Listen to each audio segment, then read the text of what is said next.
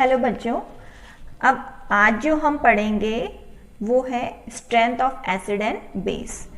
अब इससे पहले जो वीडियोस जो मैंने पोस्ट किए थे, कल मैंने आपको dilution of acid and base के बारे में बताया था। आज हम पढ़ेंगे strength of acid and base. हम कैसे पता लगा सकते हैं कि कोई भी एसिड है वो स्ट्रॉन्ग होगा या वीक होगा, तो उसके लिए कुछ डिफाइंस हैं जो आपको पता होनी चाहिए कि कौन सा स्ट्रॉन्ग एसिड होगा और कौन सा वीक एसिड होगा।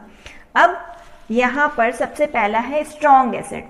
अब कुछ ऐसे मिनरल एसिड्स होते हैं जिनको जैसे ही अगर हम एक्वा सॉल्यूशन में मिक्स करते हैं या उनका एक्वा सॉल्यूशन बनाते हैं तो वो कंप्लीटली अपने आयंस के अंदर डिसोशिएट हो जाते हैं। तो जब कंप्लीट डिसोशिएशन होता है तो ऐसे एसिड्स को हम कहते हैं स्ट्रॉन्ग एसिड। जैसे फॉर एग्जांपल हाइड्रोक्लोरिक एसिड हो गया, सल्फ्यूरिक एसिड हो गया या नाइट्रिक एसिड हो गया, या कॉमनली अगर इसको कहें तो मिनरल्स एसिड हो गए। तो वो सारे के सारे अपने आयंस के अंदर कंप्लीटली डिसोशिएट हो जाते हैं, तो उनको हम कहते हैं स्ट्रॉन्ग एसिड। फिर कुछ ऐसे ऑर्गेनिक एसिड्स भी होते हैं जो कंप्लीटली डिसोशिएट नहीं होते हैं, तो उनको हम कहेंगे वीक एसिड। जैसे फॉर एग्जांपल यहाँ पर हो गया एसिटिक एसिड है, इसके अलावा ऑक्सैलिक एसिड भी है, या हाइड्रोफ्लोरिक एसिड है, मैथेनोइक एसिड है, बेंजोइक एसिड है। पर आप लोग सिर्फ अभी एक याद कर लीजिए जो कि एसिटिक एसिड, जिसको हम विनेगर नाम, जो कॉमन नाम मैंने पहले भी बता रखा है आपको, तो इस नाम से आप इसको याद रख सकते हो। अब इसी तरीके से सेम जैसे एसिड के बारे में पढ़ा था, अब बेस के बारे में पढ़ेंगे। तो बेस के अंदर भी सेम यही डिफाइन लगाएंगे कि अगर जो कंप्लीटली डिसोशिएट हो रहे हैं तो स्ट्रॉन्ग बेस हो गया। For example sodium hydroxide, potassium hydroxide.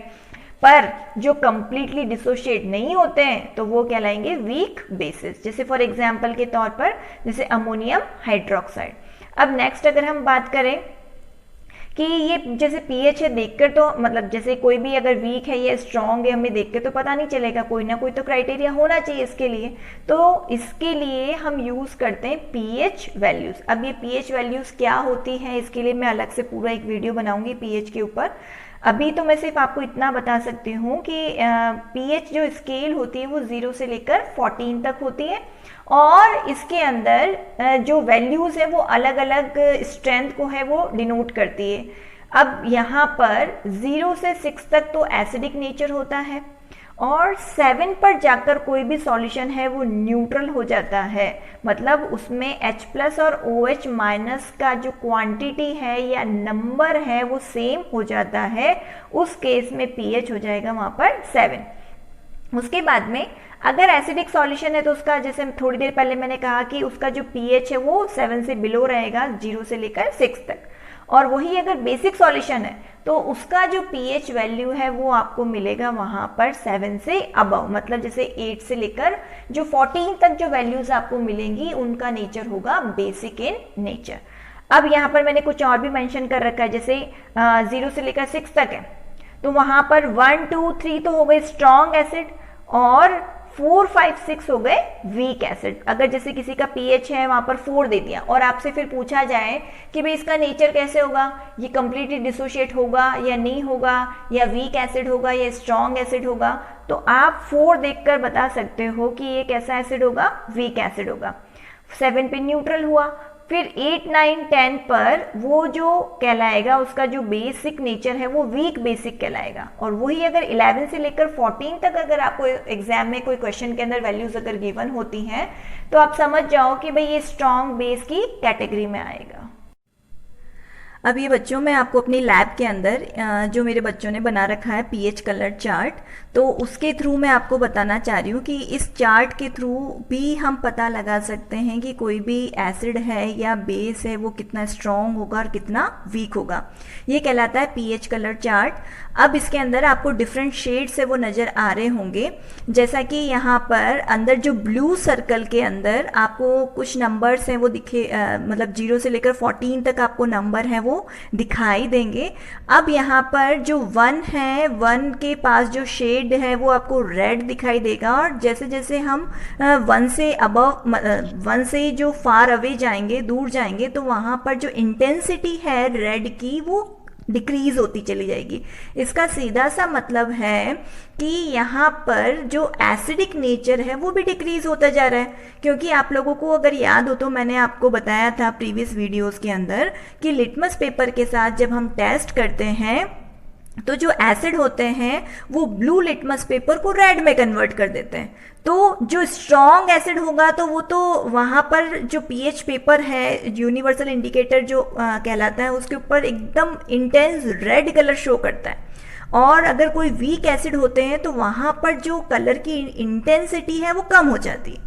तो अब आप देख रहे हो इस चार्ट के अंदर कि जैसे जैसे हम 7 के पास जाते जा रहे हैं तो वहाँ पर कलर की इंटेंसिटी बहुत कम हो गई। फिर 7 के ऊपर जाकर वो एकदम परफेक्ट है, वो ग्रीन कलर है वो शो करेगा, और वो ग्रीन कलर आएगा न्यूट्रल सॉल्यूशन के लिए, और we can say pure water के लिए वहाँ पर जो कलर है पीएच का वो आएगा ग्रीन। अब हम धीरे धीरे ग्रीन से जब हम आगे बढ़ेंगे तो वहाँ पर जो कलर है वो ब्लू की शेड में आपको हल्के हल्के दिखाई देंगे। पहले जो ब्लू की इंटेंसिटी है वो कम होगी, फिर धीरे धीरे धीरे वहाँ पर बढ़ती चली जाएगी, और एग्जैक्ट 14 के ऊपर डार्क ब्लू कलर है वो शेड है वो आपको दिखाई देगा।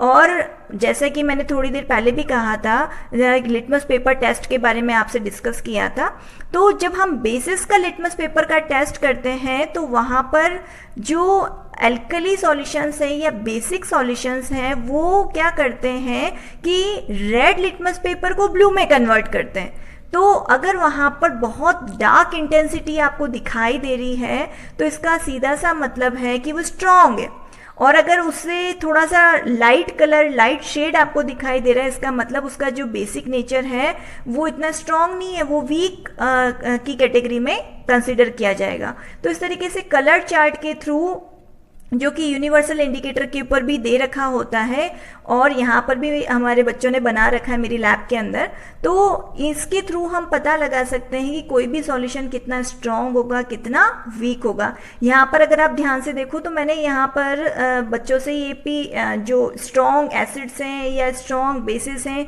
उनके कुछ एग्जाम्पल्स भी यहाँ पर लिख रखे हैं, तो उनसे आप पता लगा सकते हो कि जैसे फॉर एग्जाम्पल अगर हम लेते हैं, अगर लेमन ये एसिडिक रेन है या लेमन जूस है या टमाटो जूस है, उन सब के पीएचएस भी आप देख सकते हो। अब जैसे कि यहाँ पर अगर मैंने लिया एग्जांपल के तौर पे टमाटो जूस, तो टमाटो जूस का जो पीएच है वो 5 के अराउंड आ रहा है, इसका मतलब वो वीक एसिड हो गया।